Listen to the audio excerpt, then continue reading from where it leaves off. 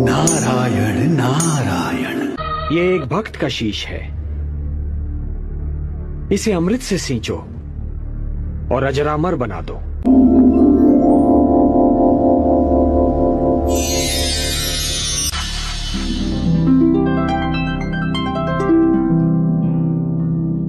प्रणाम प्रभु। कीर्तिमान भव। तुम जैसा महात्मा केवल सृष्टि के कल्याण के लिए आता है।